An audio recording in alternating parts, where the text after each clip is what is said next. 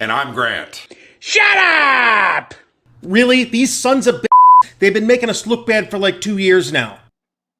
They started.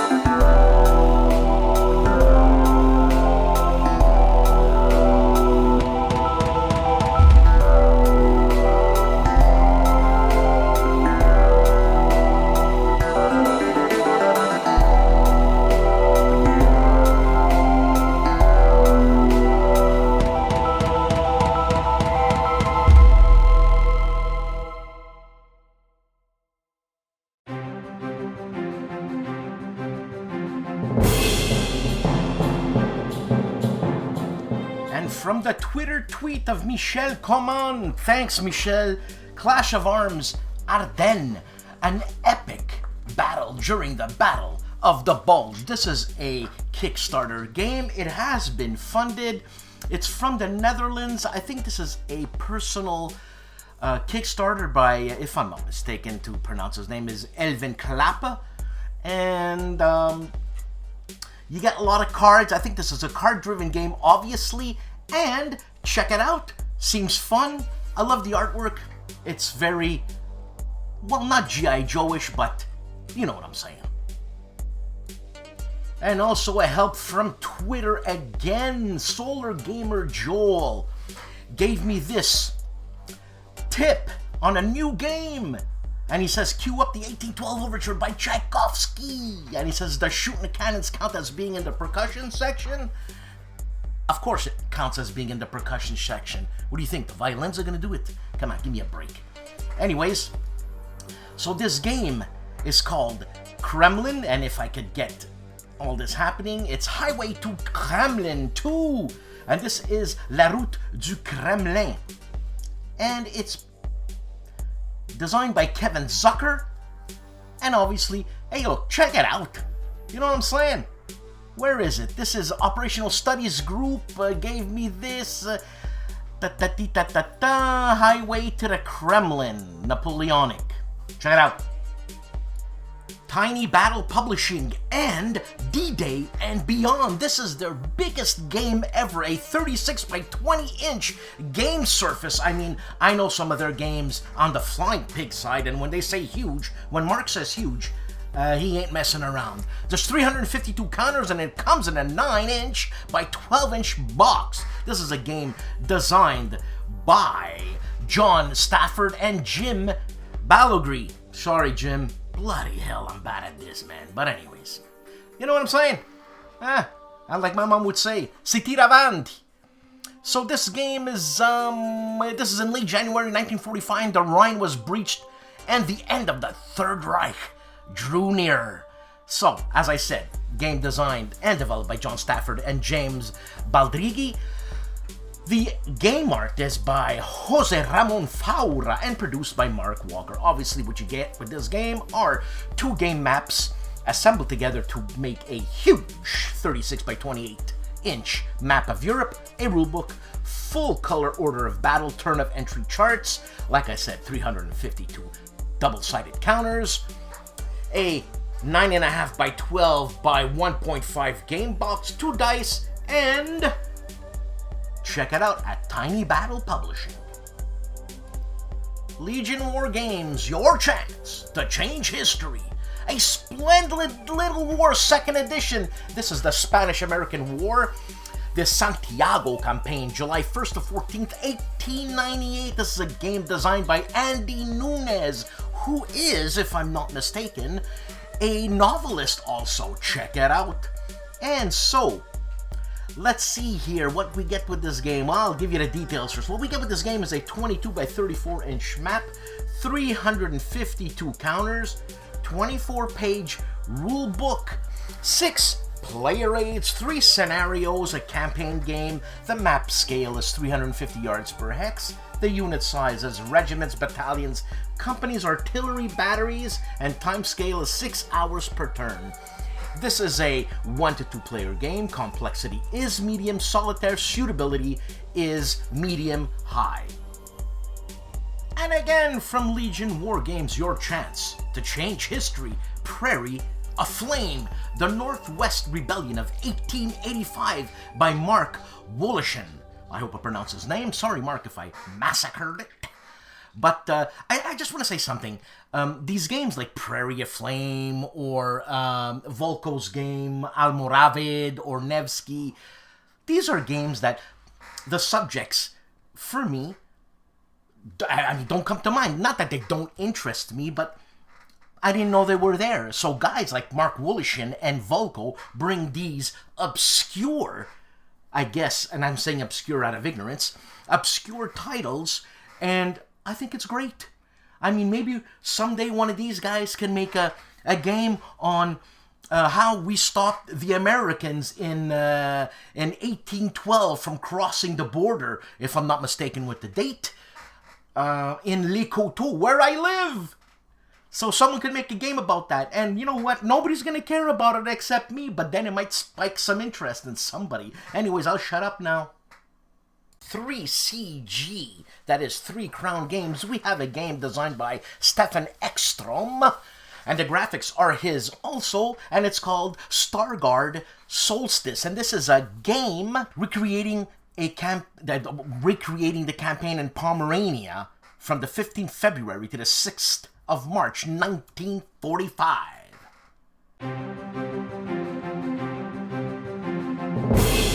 GMT, and on the P5 Fields of Fire, the Bulge campaign. You heard it right. So on the P500 Fields of Fire, the Bulge campaign.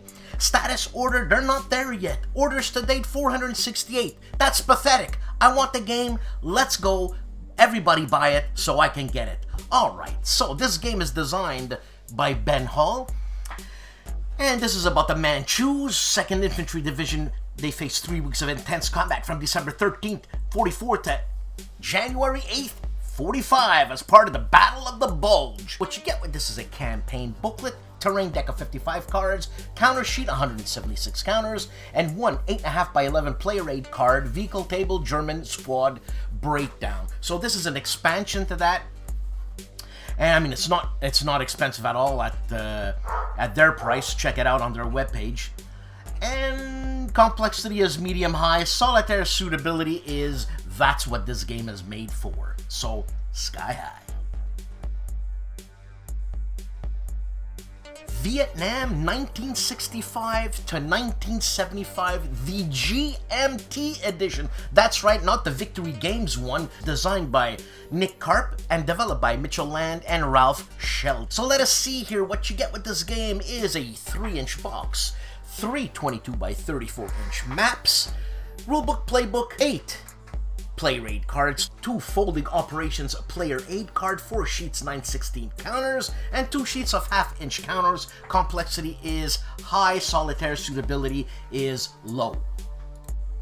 Multi-Man Publishing and Panzer's Last Stand. This is in the Battalion Combat series. So let's see here. If I start saying what you get with this game, well, you know what, let me start saying it. So you get a Battalion Combat Series rulebook, version 2.0 in full color, 2 BCS charts and tables, color, BCS support rulebook, color, PLS, you got me there, game-specific rulebook, Axis Power rulebook, Soviet player booklet, turn record track card, Axis player display card, Soviet player display card, last blitzkrieg addenda sheet.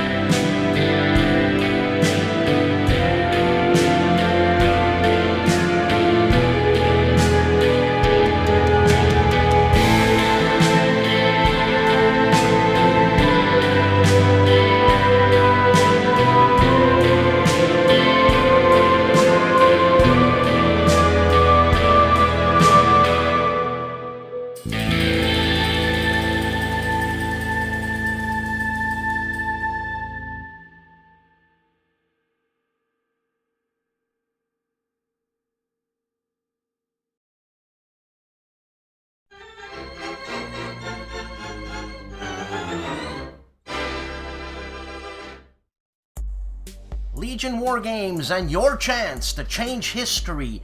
Road to Sheren, 2nd edition, 1941 East African campaign, designed by Kim Kanger. What you get with this game is 122 by 25.5 inch map, 176 counters, 16-page rulebook, 2 player aids and color, 1 scenario. Map scale is 7.5 miles or 12.5 kilometers per hex, or kilometers I should say. Unit size is battalion to brigade. Time scale is 1 week per turn. This is a 1 to 2 player game. Complexity is medium. Solitaire suitability is medium high.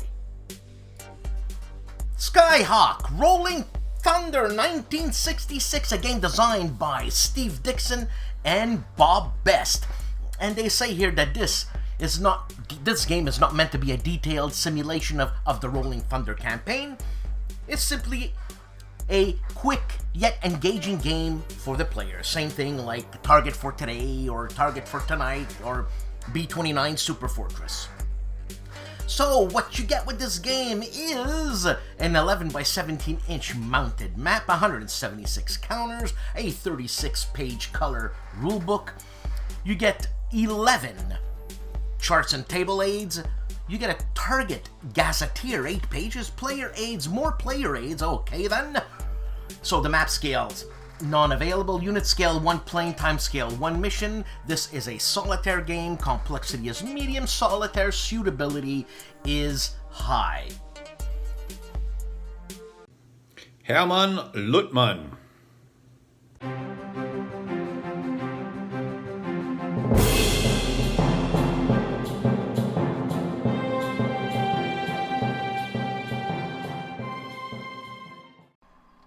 On the big board, we have Kevin Sharp interviewing Bruce Maxwell on his game Air and Armor, going to be published by Compass Games. Hey guys, Dave here. Welcome to the Centurions Review, the punk rock band of War Game Review. Institution's first review we did was from a game from 1979 from GDW Belter, Mining the Asteroids in 2076. Essentially, you're competing with other players to mine the most in outer space, and you get to buy new equipment and stuff, and there's also occasionally combat and so forth. It's a pretty good game. Then we did a first look at Pacific War Classics Volume 1, The Island Battles of Tarawa and Saipan. I must warn you, this is from the Fresno Gaming Association. A lot of people don't like their games, and there's a lot of controversy surrounding them. I haven't tried the game. My friend just let me borrow it to do an unboxing video of it, but he likes it. And then we did a first look at Operation Musketeer Suez 1956 from Modern War Magazine, issue number 32, November-December 2017. This is from Joseph Miranda. This is a game about the Suez War, but it's not like his mini-game Suez 56. This one is a hypothetical scenario where the superpowers got involved. So it looks like an interesting game. And the last thing we did on YouTube is my friend Len and I did War Game Chat episode number 1. It's a new series we're creating where every week we have a 15-minute chat about things War Game related. So check it out and have a good evening. Combat Board Games is looking at and reviewing one-page World War II Tank War Ardennes, a roll and write game. Matt White, the war game artist, has 2 videos out, the first one being Silent Victory, 1941 to 1945, a game designed by Greg Smith, and continues his playthrough of Conflict of Heroes, giving us an after-action report of Mission 5. Jim Ozarski, the Grognard of the Year, voted by the people for the people. He has a video on the Battle of Rohr for Blücher, and then he states, no, not that one. I don't know. Enlighten me, people. Tim Korchnoi of Bare Bones Wargaming takes a look at, and I will read it here, Centrifugal Offensive, the Japanese campaign in the Pacific, 1941 to 1942. This is a game I have never heard of. We'll have to check our R&D. Yes, our R&D department came back with Centrifugal Offensive, the Japanese Campaign in the Pacific, 1941-1942 mystery, and it is a World at War magazine. The game is designed by Joseph Miranda, and I would not even know what issue this is, or maybe, hold on a second, maybe with World at War it would be the December 2020 issue, January 2021. Oh, number 75. It's a new one. Damn, I missed that one. Lock and Load Publishing and Devin Heinel, the OG, takes a first look at the contents of the upcoming game, Point Blank. I can't wait. But anyways, this is a Sean Drulinger game. It will be published and get the whole shebangin' treatment. That is the gold treatment of Lock and Load Publishing.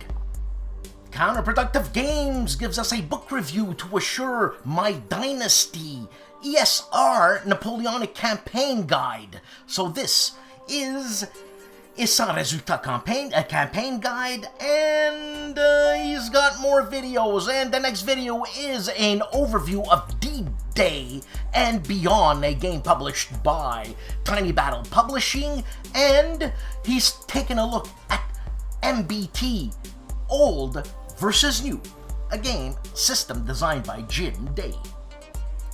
Stephen Dolges continues Compass's games Fall of the Third Reich with turns 4, 5, and 6. And he also speaks about swamps in Italy. And for all our Italian speakers, Mauro Faina with his Johnny Zero video, Il Combattimento in Nevsky. That means combat in the game of Nevsky, published by GMT and designed by Volko Runke. Rough Swordsman Wargamer does an unboxing on his Open the Box segment of Space Empires 4X, a game designed by Jim Crone, published by GMT, and another video called The Hunters, obviously published by GMT and obviously designed by Gregory M. Smith. This is a live stream of his Patrol number 5. And the craziness that is Tony in Tony's Board Live has a video entitled What's in the Box? And you have this picture in front of you because if I showed it to you, then you wouldn't check it out. Huh? That's called psychology, ladies and gentlemen. Yes. You know, Uva just gave me a call and he says, Dan, the Alliance is back on. I say, great, come on, let's go. And he says, no, not that alliance.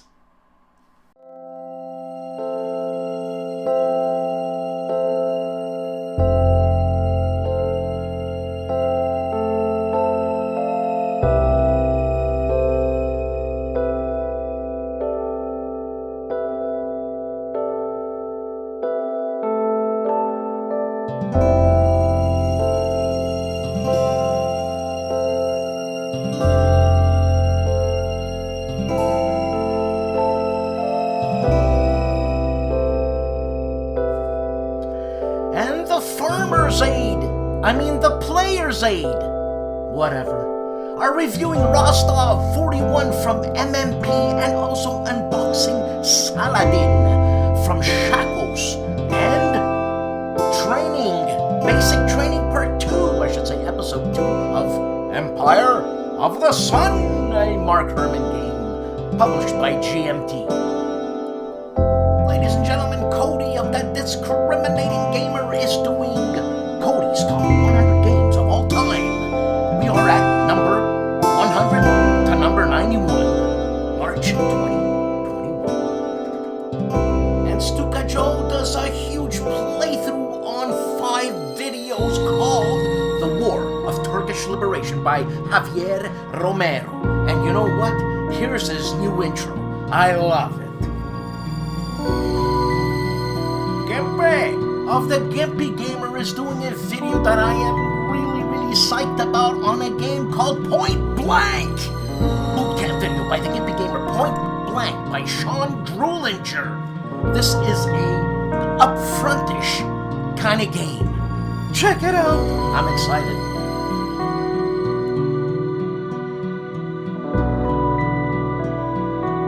Seek out and play in that wonderful blue lighting. Today he has a video Warfighter, a game designed by Dan Verson, published by DVG. Figure it out.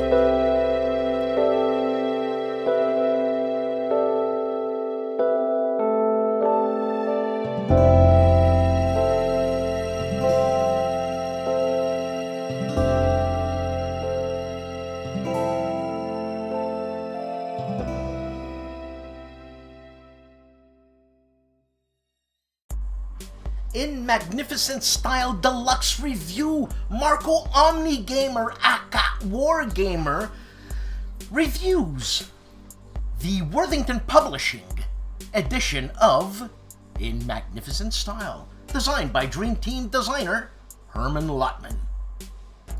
The man famously known as Calandale Enrico Viglino plays an older game called Rush for Glory, War with Mexico, 1846 to 1847. I think this is a Richard Berg design and could be a GMT published game. This just in, my research and development department here at No Enemies Here headquarters tells me that no, this game was from a strategy and tactics magazine published by 3W and designed by Raymond Spear. Thank you very much, RD.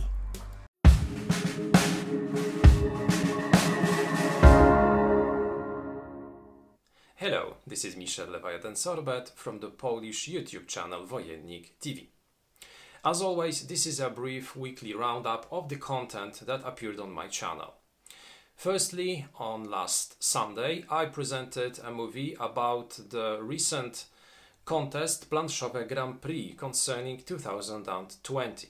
Planszowe Grand Prix is a Polish contest, an annual contest, and it is the 6th edition of this contest. During this contest, players all across Poland, all across Europe and the world are choosing the best games in several categories which were published in Poland in 2020. And one of those categories is also the best vlog of 2020, and Wojennick TV is one of the participants. So if you want to support our channel, this is the moment. You can go to the webpage where the contest is being held and you can vote also for our channel. On Tuesday, I presented the movie in English. This was the unboxing of The Return to the Forests of Ardwulf. This is an expansion for The Forests of Ardwulf, the second installment in the Explored series. On Wednesday, the Polish unboxing, and this time it was the unboxing of Moonflight. This is a deck building and deck unbuilding game in which 1 to 4 players will strive to gain the maximum number of points, but at the end it's not your whole deck which will matter, it will be only the cards that you hold in your hand. So this is an interesting approach to deck building because as I said a few moments ago, you will not only have to build your deck, then you'll have to deconstruct it. This is a different approach than in most cases. Finally, on Friday, the review, and this was the review of 262, published by Taktyka and Strategia. This is a game focused on the Messerschmitt 262 Schwalbe, the first operational jet fighter in history. This is a simple, very simple game for 2 players in which we will be fighting using Me 262s against Spitfires, against Liberators.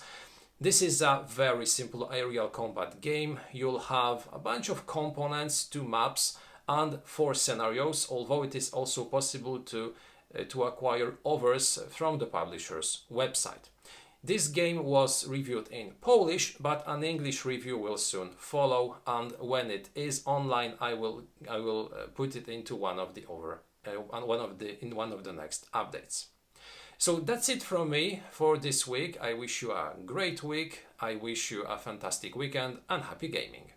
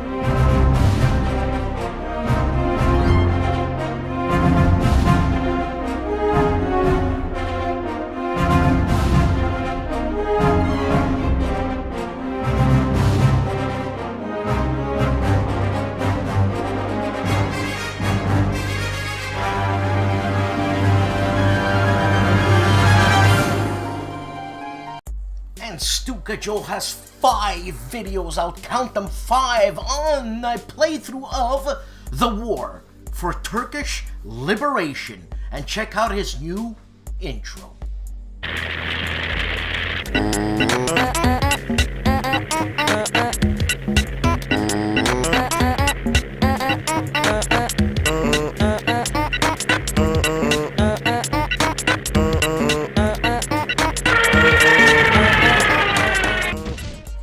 Wayne Hansen, in his recon section, takes a look at White Dog Games' Rhodesia's War, 1966 to 1980. This is a game designed by Ben Madsen. Bonding with Board Games, the Chief, and special guest Don King. Oh, sorry, no, I meant Trevor Just. We'll do a hand tag, and they're going to do the fans' top 5 most anticipated games of 2021. Join the Chief and Don King, Trevor Just. ID Jester and Rough Swordsman Wargamer are back in the war room. And going back to old school with Rough Swordsman. Hex to Hex plays turn 36, 37, and 38 of Barbarossa, Kiev to Rostov, 1941. Mo of Mo's Game Table is checking out No Motherland Without from Compass Games. He is previewing that game, and he's also previewing a Tiny Battle publishing game called D-Day and Beyond. BLASTPOP reflects and explains in magnificent style deluxe edition After Action Report. Poindexter Games is doing, thank God, London's Burning overview and first turn. What a guy. I just recently bought this game because I'm a game collector more than I am a game player, you know what I'm saying? And it cost me a pretty penny. Harold Buchanan is doing something that I would have loved to do. I would have loved to have been part of, but I wasn't even asked. The Rat. They're playing Traveler. They're kicking it off. Go!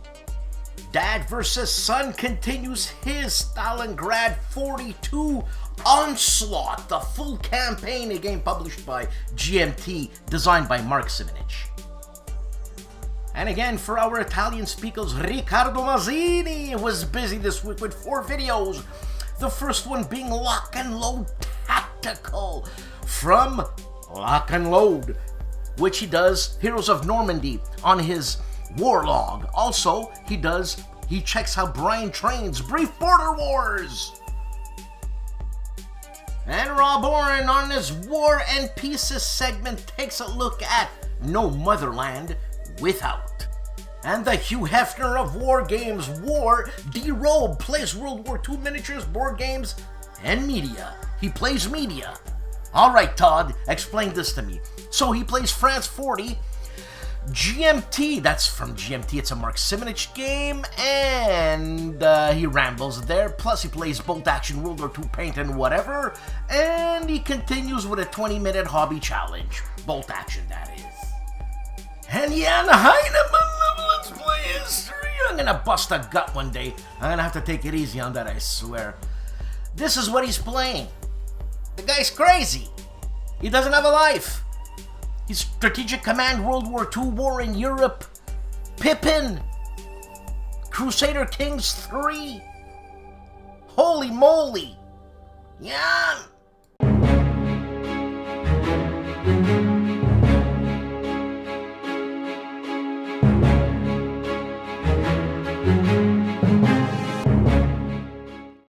Hello all, today Kilroy goes off the shelf on Panzerleader. I decided to go back to the very beginning. The first war game I ever played, if you don't count Risk, was Panzer Blitz. The first war game I ever bought was this copy of Panzerleader. Now Panzer Blitz came out in 1970, and with it came a lot of innovations into the wargaming hobby. I go into some of these in my evolution of historical small unit tactical board games, which you can find on Board Game Geek under NAP 16.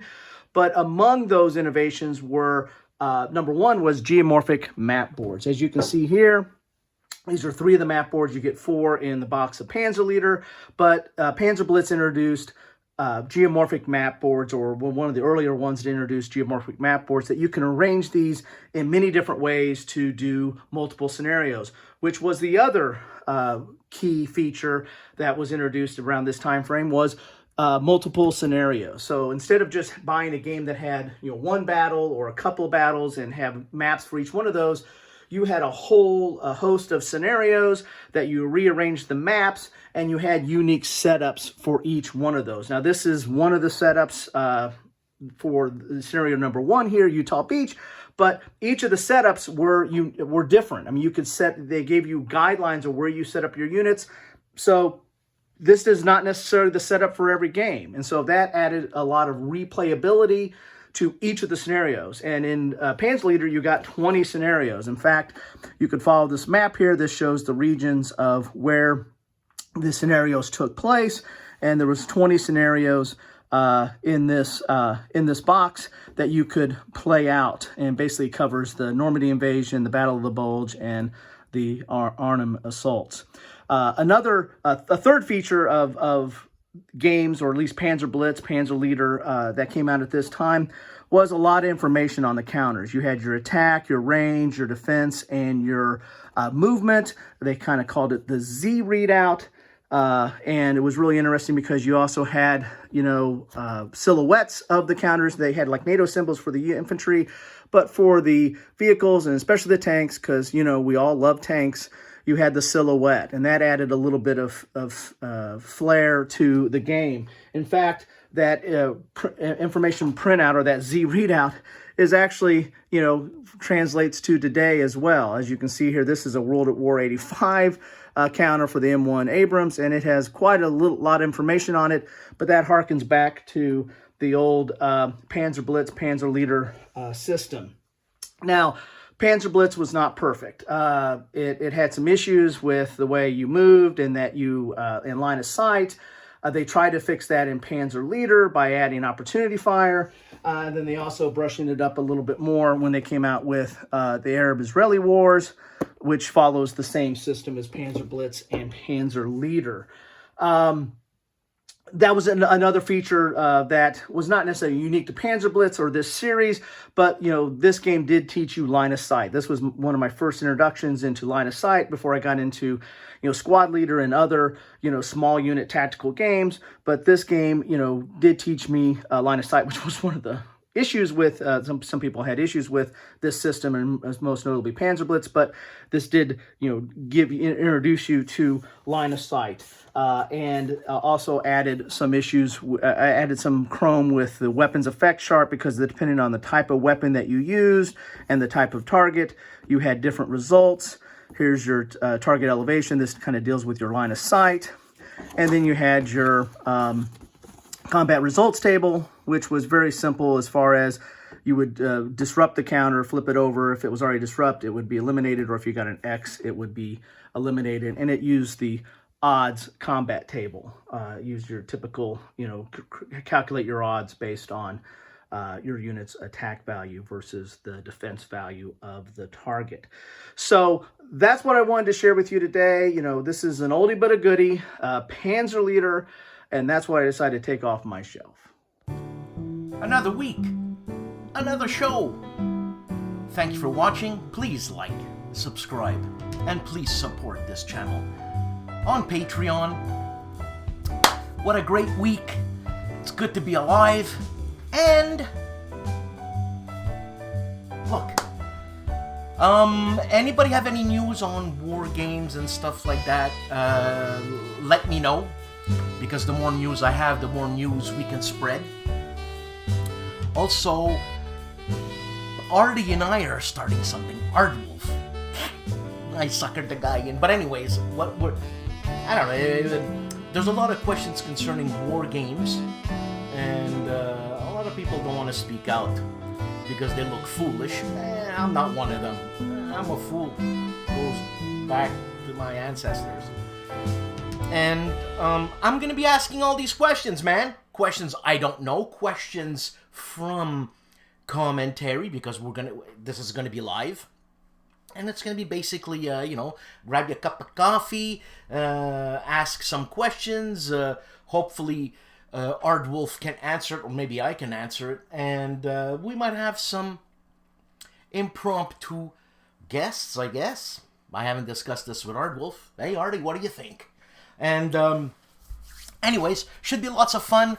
Don't forget, check out my In Conversation with Herman Lutman on Sunday. We will be discussing his new game from, I think it's Flying Pig Games, and I completely forget the title. But nevertheless, he's a Dream Team designer, Herman Lutman.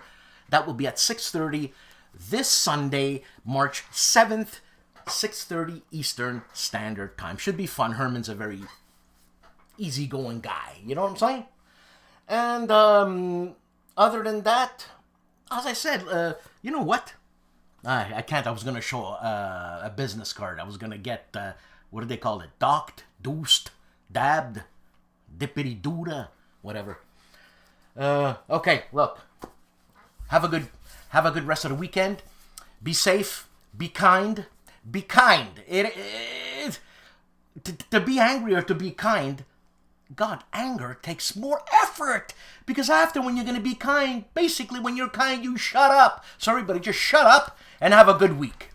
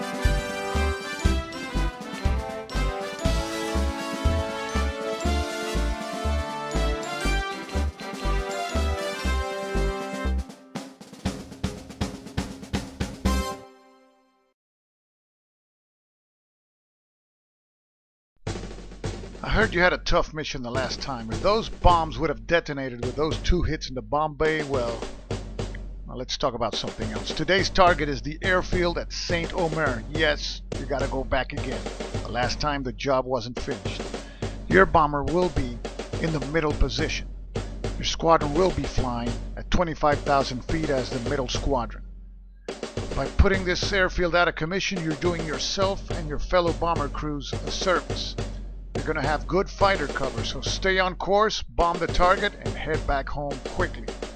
Follow your captain's instructions, and good luck. 1000 hours, our bomber takes off. The review copy quickly enters Zone 2. The weather is good, and the fighter cover is also good. The Germans send a wave of fighters after the bomber formation. Contact is made. The attacking fighters are 3 Focke-Wulf 190s, and they come from the 12 o'clock and 3 o'clock positions. Our fighter cover manages to drive all 3 away.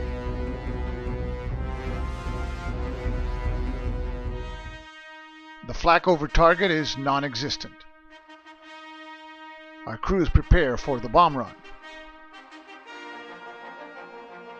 The bomb run is on target, and our bombardier Marco Arnaudo sets his sights. Bombs away. 30% fall on target.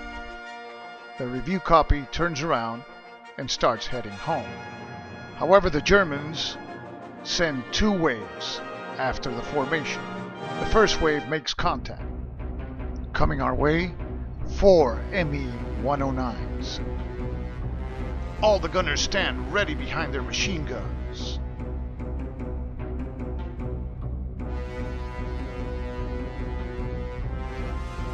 The bandits come from 9 and 12 o'clock. Our good fighter cover only manages to drive 1 bandit away, so our crew will have to do the rest of the job. Joe Stedman fires, but misses. Next is the bombardier Marco Arnaudo, but he also misses. Castelli at the top turret spray fires, and the bandit breaks off. Jason Young also spray fires, but does not destroy the bandit. The bandit leaves. The 12 o'clock low bandit fires away, hitting our bomber in 2 places, but the damage is only superficial. The remaining bandit moves in for the kill and hits, but the damage is also superficial. The tail gunner Viglino fires, but misses. The 2 109s come back for another pass, this time from the 12 and 6 o'clock positions, and our fighter cover has no effect. Our crew prepares itself again for another round of combat. The bombardier Marco Arnaudo fires, but misses. Jimmy Castelli at the top turret fires away,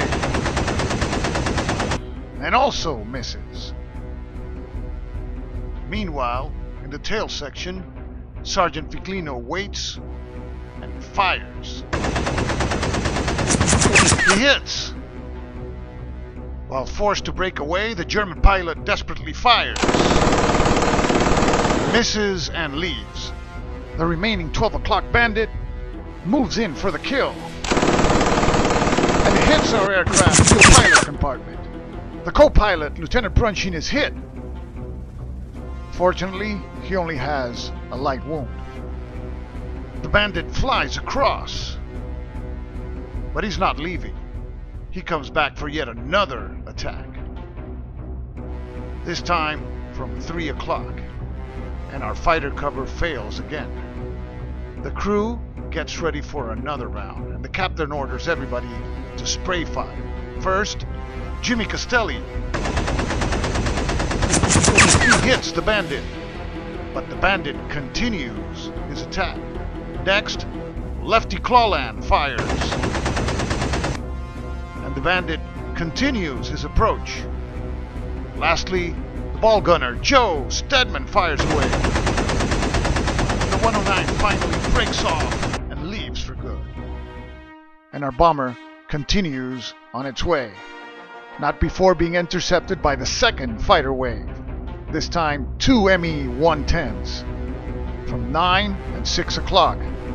The good fighter cover drives both of them away. Our crew takes a deep breath. The review copy enters the safety of Zone 1, where the weather is good, and makes a safe landing.